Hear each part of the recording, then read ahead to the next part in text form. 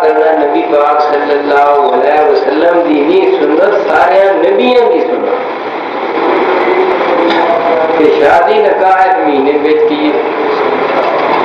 بہت سارے بندے اس نجائز سمجھتے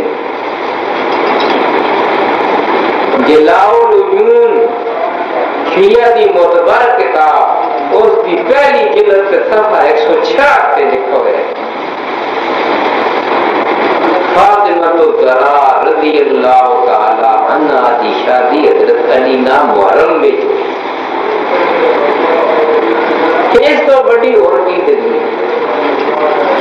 مائی فاطمہ دا نکاح محرم میں جائز حضرت علی اور دی شادی محرم میں جائز ام کلثوم رضی اللہ تعالی عنہ دا نکاح عثمان غنی اور نال محرم میں اس پہ بات نہیں خود محمد رسول اللہ صلی اللہ علیہ وسلم رضی اپنی شادی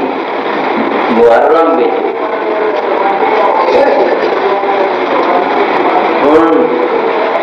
نبی پاک صلی اللہ علیہ وسلم حضرت علی عثمان غنی علیکم بسنتی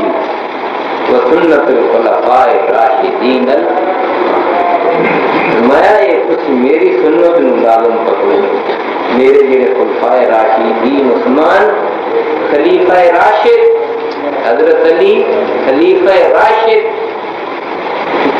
نبی پاک صلی اللہ علیہ وسلم برانا کے طریقے محرم بھی شادی کرنی جائز تھا حضرت علی کا نکاح ہو سکتا ہے عثمان غنی کا ہو سکتا ہے محمد رسول اللہ صلی اللہ علیہ وسلم ساڈا کہ بنیا پیا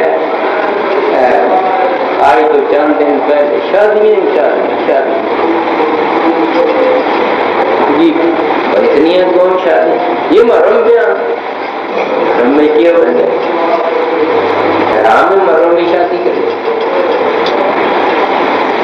یہ بھی ایک